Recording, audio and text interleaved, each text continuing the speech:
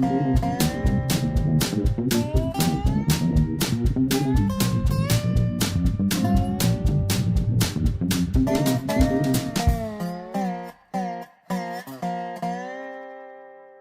is Dave Monk, the Prairie Monk, WEFT Champaign, 90.1 on your FM dial. Last week, we had an interesting communication with Australia where some of our prints are being exhibited in a very nice gallery. Very exciting. The gallery opened on Thursday with 35 people. And we have pictures of the gallery as it's set up. And it's interesting that a gallery so far away can be inspiring us to do things here. I'm not sure that directors of galleries realize that they have often a very strong influence on their clients. This is not a huge gallery, so you can't have 6-foot long pictures. Our size of picture is pretty reasonable. And they organizing them so that pictures with different colors and backgrounds are put together. And that's the first time I've seen that sort of arrangement. We really don't have room to do that sort of display. And there's a range of different prints. Chris and the director is Jacinta, and husband is Chris. He's the one that prepared the walls, nicely muted white, and he's also a farmer, and I have an agriculture degree, so we talked a little bit. And we might have to do an interview again just because we needed it shorter, and we ended up putting an interview out on the air here. So I did get some responses from people who had listened or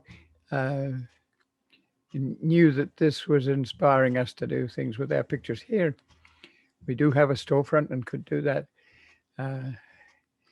So we also sent some rime ice pictures done by Laura Martin Rickler in Monticello, and she'd sent them to me, and I asked her if I could show those to the Australians, because the Australians at the moment are in the middle of the height of summer, and it's hot, hot, hot.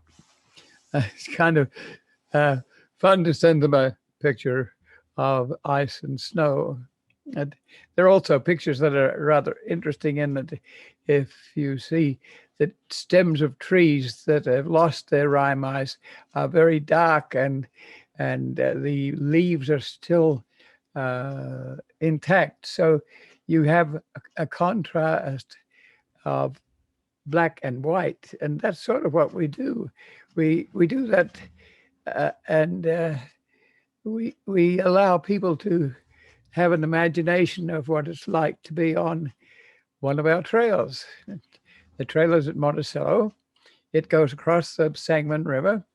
It's called the Sangamon Bridge Trail, and it's a rail bed that we bought with trails in mind. We went looking for funds. Monticello wasn't really into providing funds, but once we got the bed by raising community money, there was the concept of putting in a trail, and they spent probably well over $100,000 to put in a trail on the railroad bed across our truss bridge. We still own the land. They have an easement, and it was a little controversial because they also wanted a road cut. And a road cut, the Nature Preserves Commission and other people who handle the jurisdiction of natural areas know road cuts very well. All sorts of subdivisions like to have access to the nearby road. So, bless me, without any contact with Heartland Pathways, there was a big billboard with developmental signs that said there would be a road cut. So I started to look into this and ask questions, and we were accused of delaying the railroad bit because, being rather clever, the city decided that the trail would now be associated with a road cut and a subdevelopment. We were into trails, not necessarily subdevelopments, and we really didn't want a road cut because we'd found a rattlesnake. A rattlesnake had been run over, but the rattlesnakes are eastern Massasauga rattles, and they're on the west side, on the east side of Allerton Park, the natural history side, and so they're native to the area. But we haven't exactly found a living rattlesnake. We've found other snakes. In fact, if you do landscaping and you put in a net to hold the topsoil, then sometimes the snakes can get caught in that. It goes around them like you would around the gills of a fish. But then when they're found, they get exterminated. And so the rattlesnake that was found was had been run over by a tractor.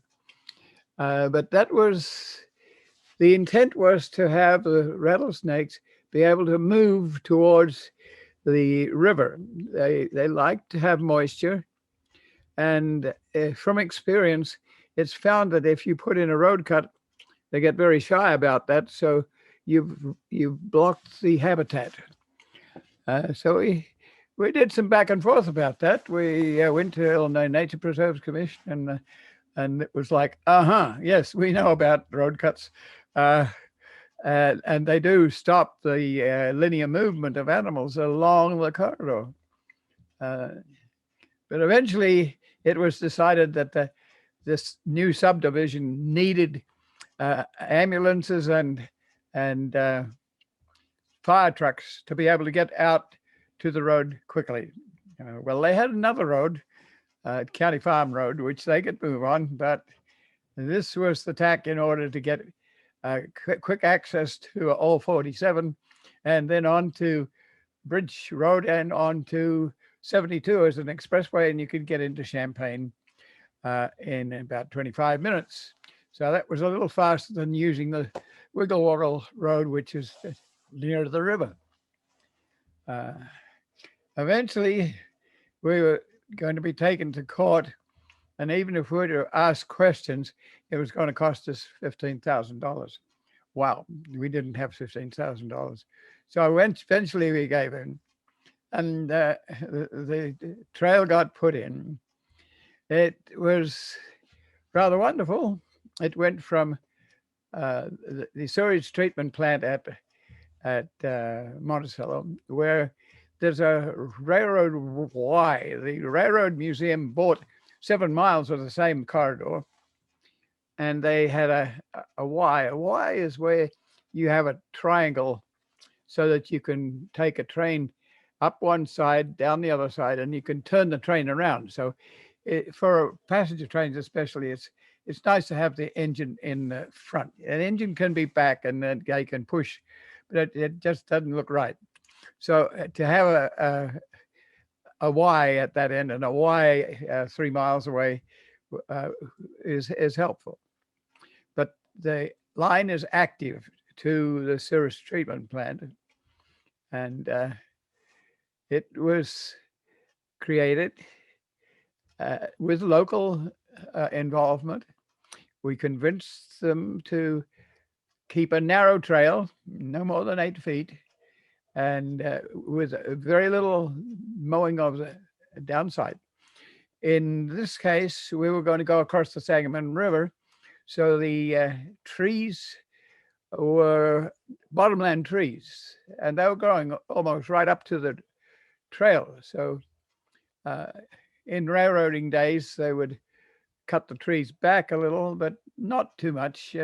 Railroad lines poke their way through a bundle of trees as long as there's an easement, maybe 25 feet to have a tree on either side. But uh, it costs to remove trees, and it also reduces the ambiance for either passenger trains or uh, freight trains. We had to do some research. We wanted to know if the grain at Cisco needed to come back to top flight in Bement. Bement is about 8 miles south of Monticello, and it's the headquarters of Top Flight Grain, which meets there a Wabash line or a east-west line, I think now owned by Norfolk Southern. Uh, the movement of trains is important to know about because some of the money that comes for trails comes from the Rail Banking Act, and they want to have continuity and contiguity and connection. So you don't get financial support for a rail trail if the corridor is cut in two, and in 200 years you want to have that railroad back, which is part of the Rail Banking Act, then you wouldn't be able to do it. So we didn't have that sort of support, but Monticello wanted to do it, and did it without the apron strings of that would make sure that the trail was recreationally wide and like 10 feet or more, with riprap down the embankments and things like that. Well, when you have a trail, you just don't put it in and leave it. And one Halloween or nearby, the youth that used to occupy the forest and smoke a joint occasionally and have a tent and a club accidentally set fire to the approach trestle. Approach trestles are rather expensive, so and that was kind of fun because in order to stop vehicles from moving along this trail, 2 blocks of 8 foot by 3 foot pieces of concrete were placed at either end. And so this fire burned a segment of the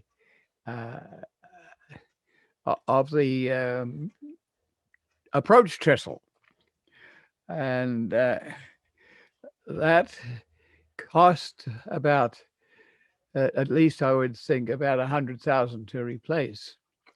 So it was replaced. I'm not quite sure what happened to the children, but I think they got frightened out of their wits and at least would probably not run around with matches anymore. But these trails need to be watched, and trees will grow onto the trails. If it's concrete, they'll lift the trail up, and so that becomes a tripper, and that becomes a liability. If it's a tree like a walnut that drops nuts all over the bed, then people can trip on a walnut. Or bigger yet, if you have a Osage orange, a tree adjacent, and it drops in the fall a whole bunch of hedge apples, that's a problem too. Then when you get off the approach trestle, you have to have a fence line because the youth especially would use the truss bridge for a diving board.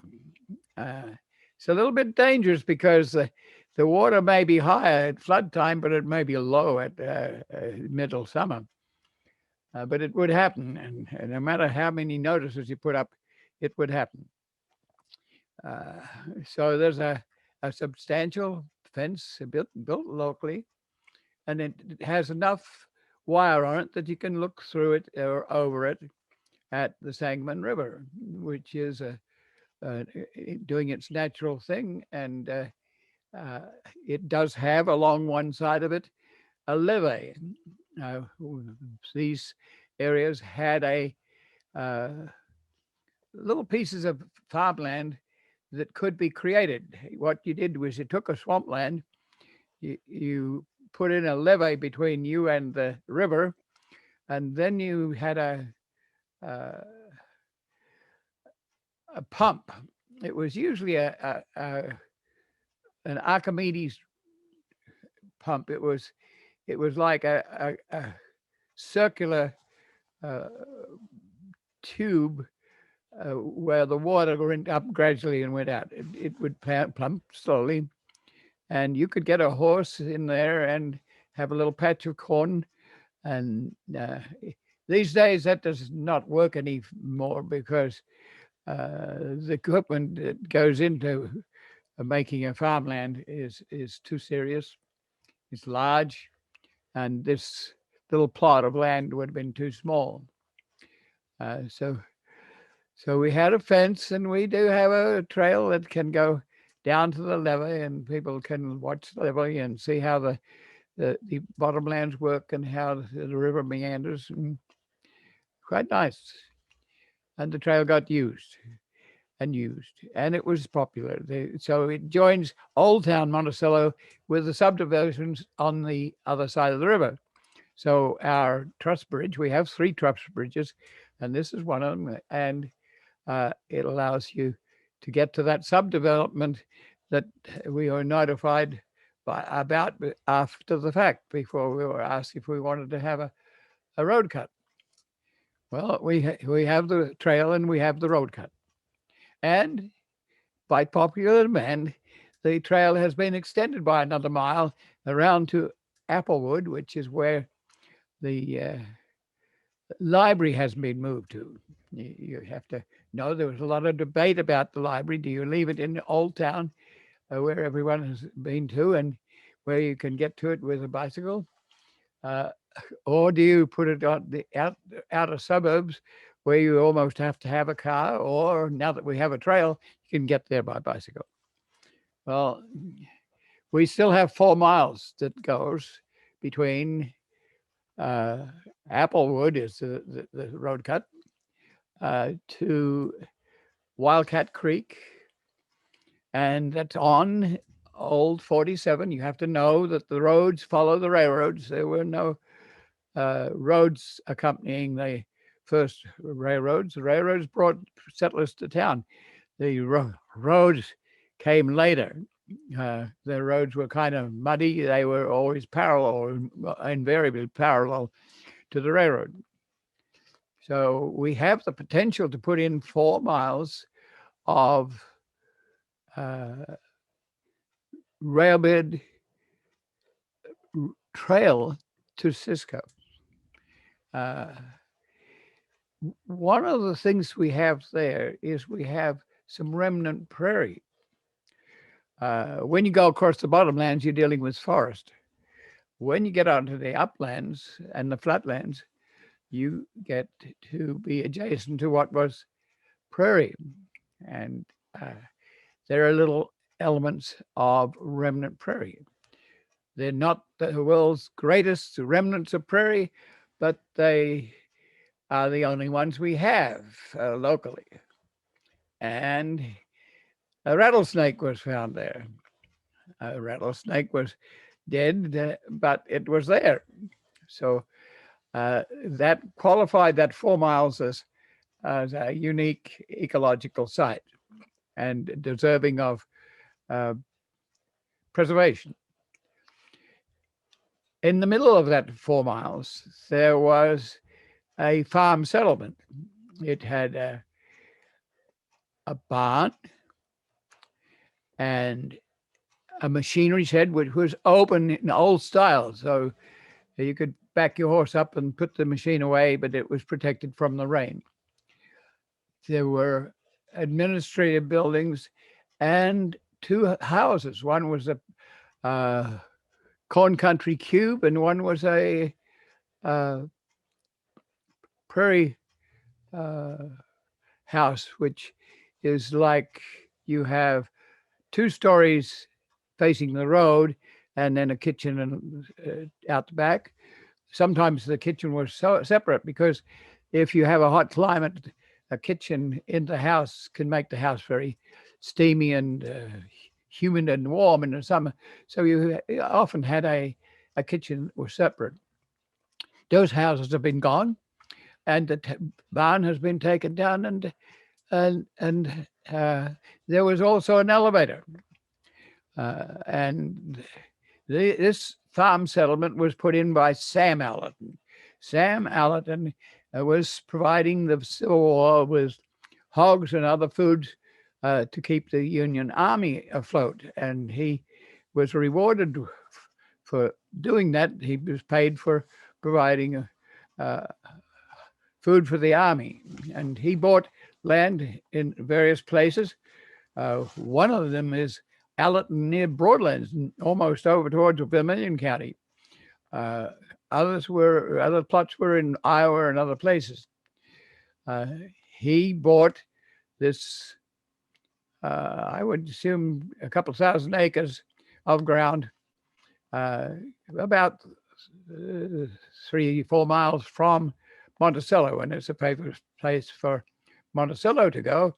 There's also a favorite place for other communities to go, like Champaign-Urbana or Danville or Decatur or Clinton or Arcola. This is a very nicely used natural area. So our railroad bed, our 4 miles, runs through this little historic enclave with its elevator. Disappointingly, the administration of Allerton Park has changed. It used to be in charge of South Farms. It was considered an adjunct farm to the university, and the university had been donated the park. Sam's son had it as a retreat, built Allerton House on a large pond, and he had areas that didn't have any forest, so you didn't get confused about not being able to see the trees for being in them. And it's a wonderful site. And it has sculptured gardens, and John Allerton was knowledgeable enough about the park and art and sculptures, and went to Europe and brought back sculptured pieces that are dotted around the park. So this is an interesting place to go. There is land for cultivation, and that was what was administered by the farm manager of the university. Eventually, they decided to lease that out. So that land is rented to farmers who work with it. The elevator was there, but there's probably about a good acre of ground where the administrative barns were, plus the elevator. The elevator was a tall wooden elevator, very historic, huge beams that we could never replace again. And I just got the impression that Allerton felt like they owned this elevator. It was on Heartland Pathways ground. They paid us rental for the land for many years, then stopped paying us, and I could never find out how to rectify that. But then I got the impression that really Allerton Park didn't need an elevator anymore, and it was a liability. So whether by accident or benign neglect or by willful uh, movement, the elevator was burned down. That was a sorry day for us. At about the same time, the Railroad Museum nearby was trying to acquire an elevator to put it in as part of our history. Here we had one, but it was tall and it had a nice little elevator in it, one-person elevator that could go up to the sky and move the gearheads around so that you could load different bins in the elevator. If you are on soft glacial soil and you load one bin and leave the others empty, then the old wooden elevators would likely roll over because it's loaded on one side. So you had to be careful about how do you work with these. When you got more crop and you had hybrid corns and things like that, you needed more space. So 2 concrete elevators were put in.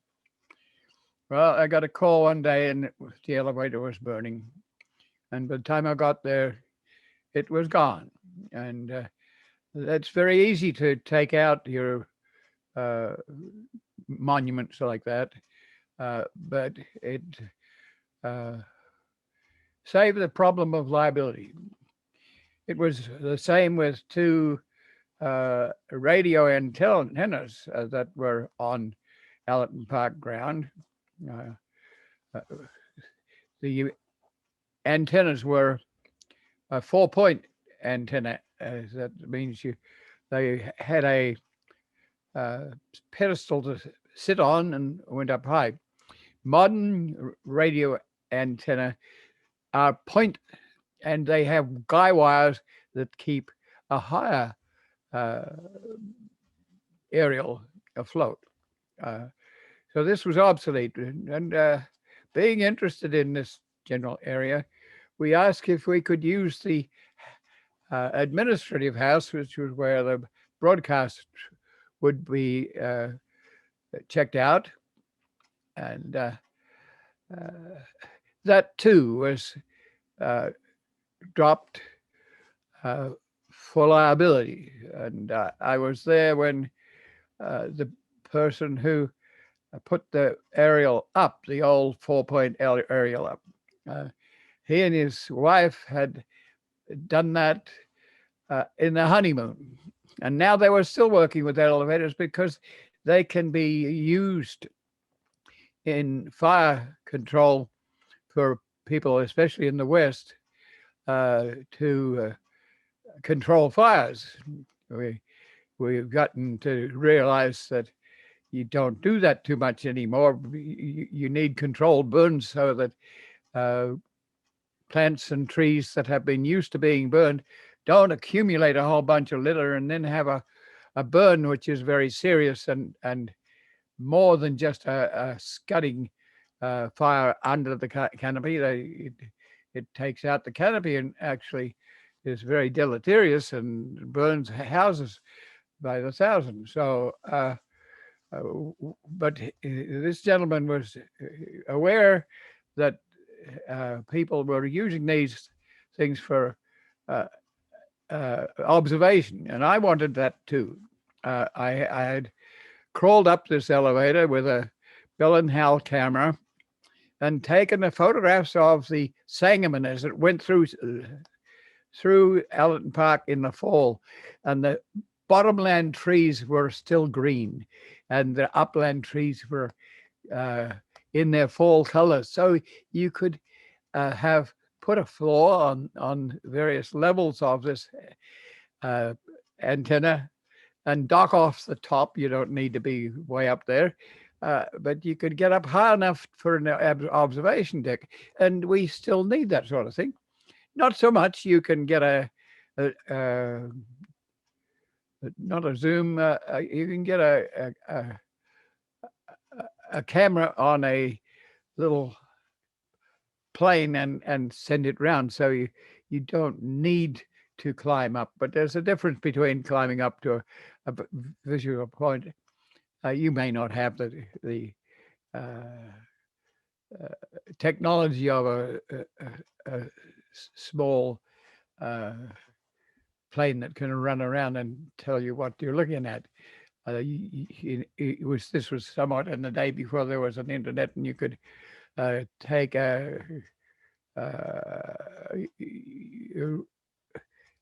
a Google Earth and look at a map of the river. So things have changed, but between the elevator and the antenna, we lost two rather historic and practical pieces of equipment. It's changing. Some people have gotten to realize that as generations go along, the younger generation is not going to have nearly as much opportunity to go to native areas and natural areas as did their grandparents. So they're interested, and so the land trust that was run by Bruce Hannon and Diana Glosser and others has bought about 60 acres of the sort of levee situation that we talked about before. And that is adjacent to a rookery for birds. And so Allerton is getting a lot of attention at the moment. And Allerton farmland is adjacent to our railroad bed, which has a minimum of prairie, but it's the only prairie we have. So I am looking at, and others are looking at too, the way you can bicycle through Allerton Park or down highways or back roads. You probably have to have shared roads. That means you have to have transportation people who are aware that a bicycle exists and that care should be taken. So next to our truss bridge and 2 miles of railroad bed, we have a wonderful Allerton Park and a road, old 47, that goes into Decatur. And it has on either side of it roadside prairie, and it's adjacent to the railroad. So it augments the railroad. So what can we do? Recreation always dominates over preservation. People want trails and exercise, and it's not the realization that there's a genetics there, a gene pool, and we need to save it. We run around the world picking up remnant plants and bring them back so we can do research on them and develop them as food crops, and we should likewise have an ecosystem that other people around the world can come and sample for something that they might like too, or we may need in 200 years' time, we may be needing a biochemical to fight a disease like a virus that we don't know about now. So it behooves us to save some of this stuff. That means that people have to understand and appreciate what a prairie is.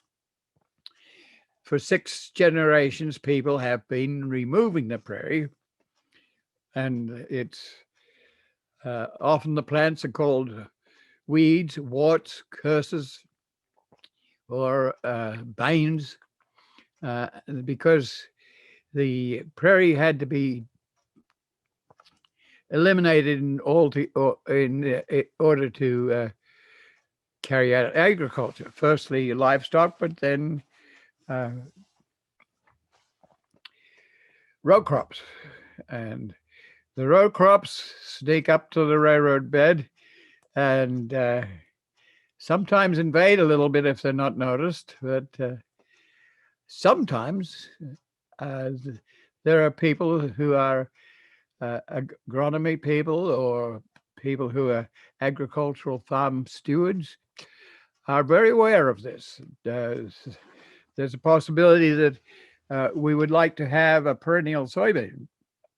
You might have to get that soybean from somewhere around the world, or you might adapt something like Illinois bundleweed for uh, a new crop that would be perennial. That would save you digging the land up every year and sending excess soil, eroded soil down the river, along with nitrogen and phosphorus and herbicides and what have you.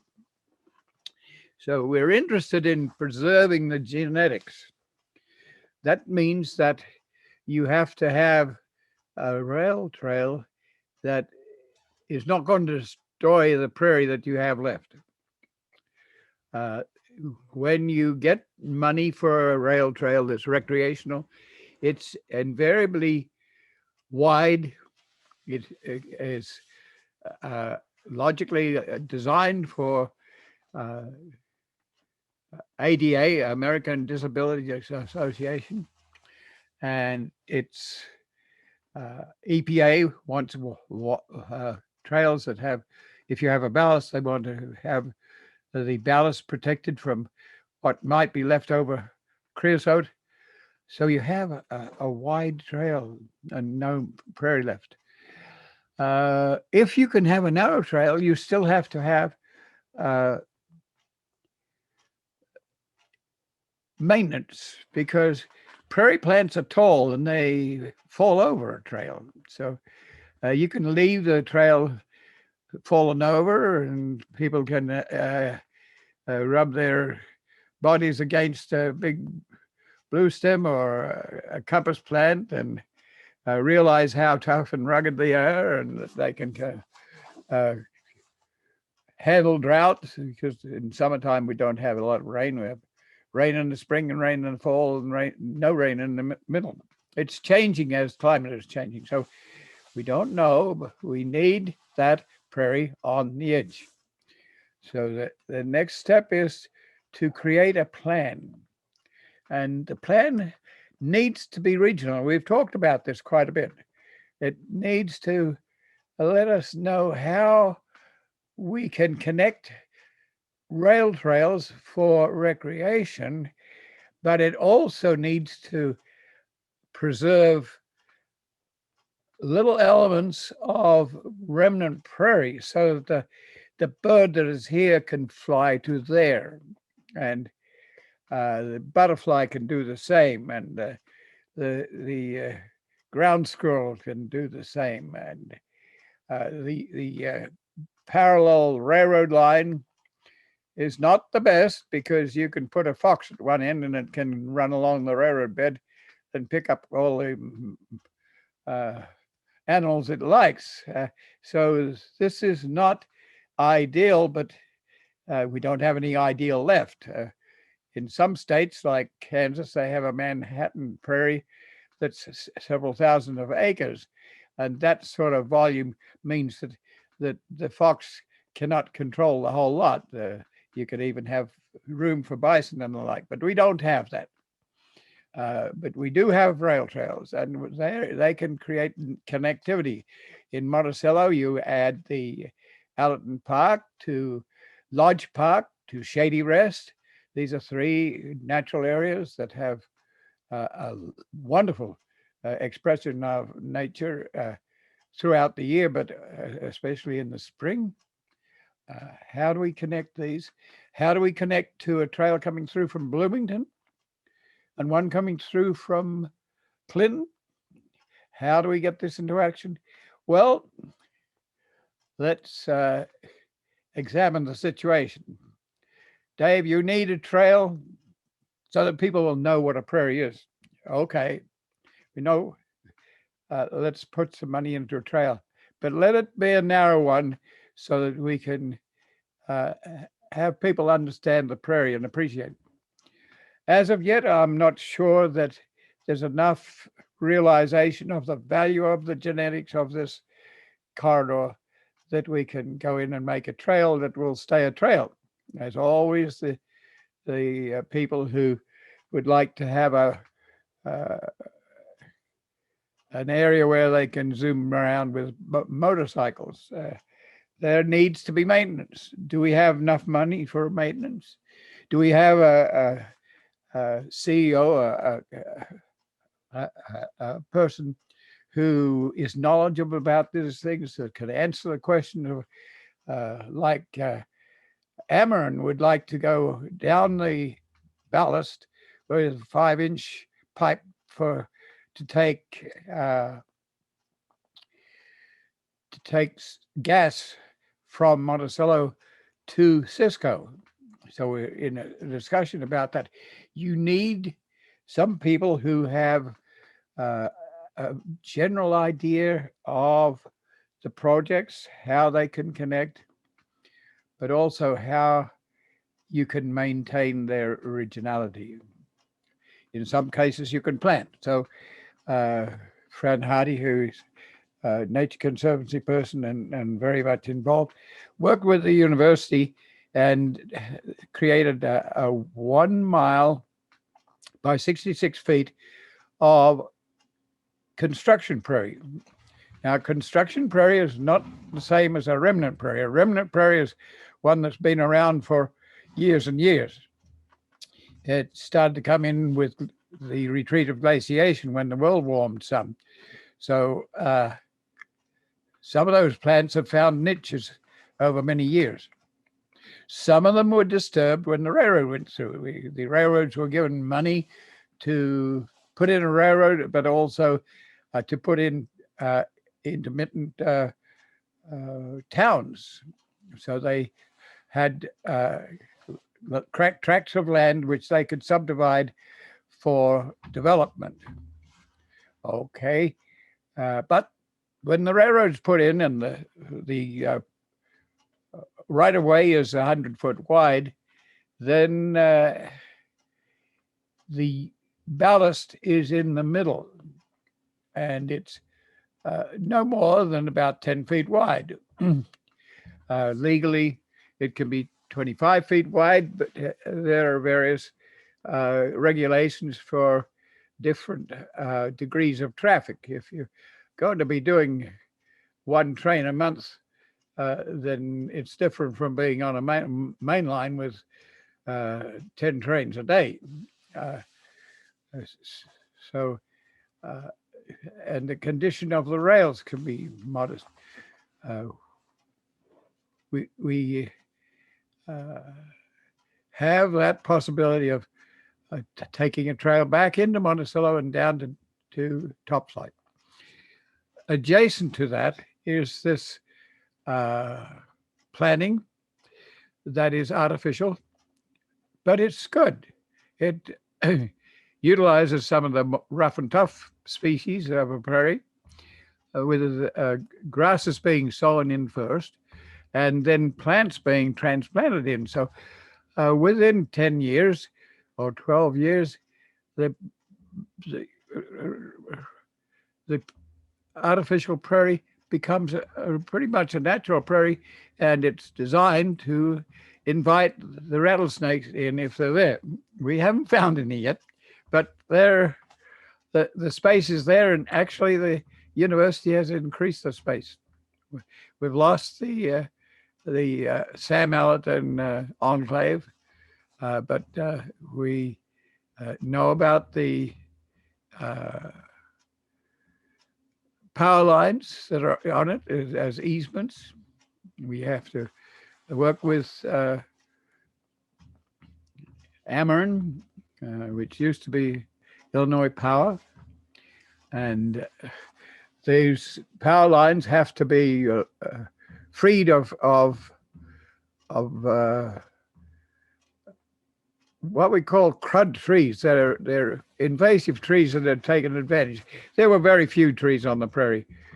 Some main one was cottonwood. It had to deep root into the aquifers and survived. but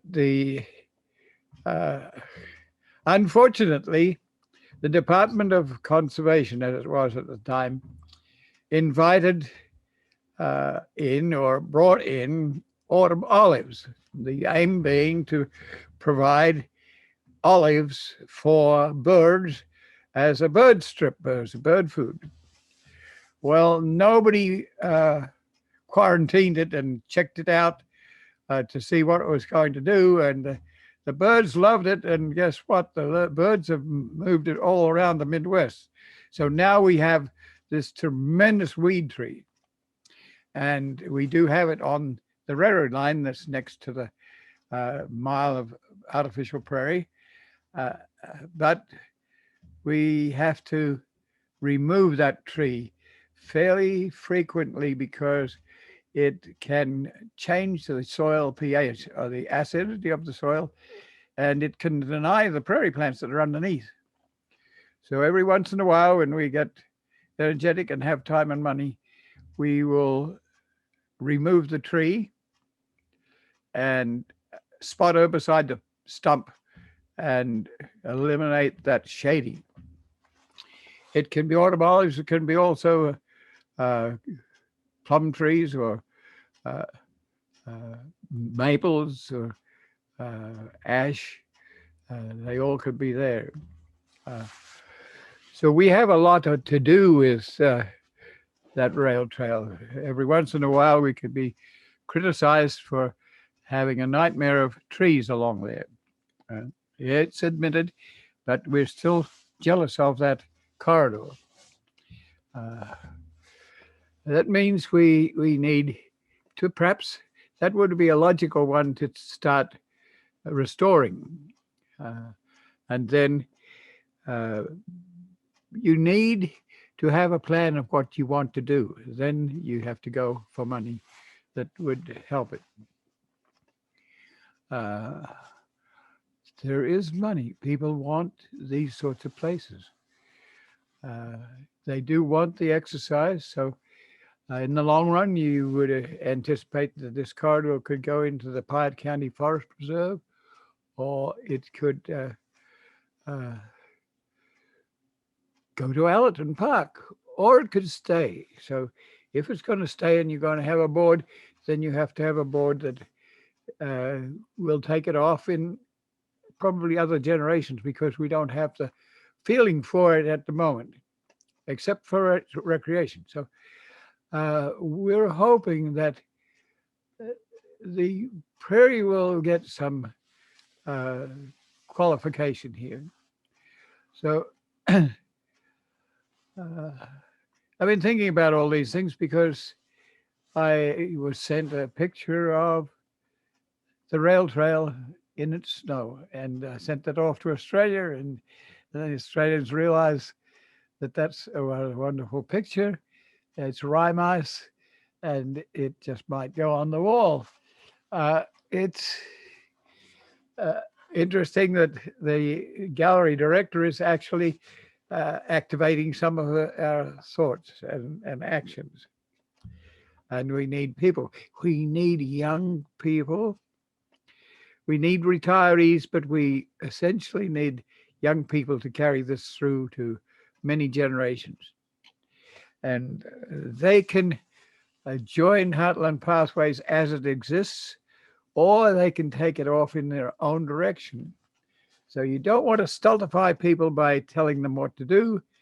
We've done that with Grand Prairie Friends. We spent about 10 years instigating the Grand Prairie Friends and had a lot of legal discussion about whether I should be on the board. And I said, no, I don't think we would need to be breathing down any board's neck. We want them to do their own thing. So I didn't join, but I'm a little sorry I didn't stay there with the board. It created itself. It really only knows that it started at that point, but it took years to get to that point.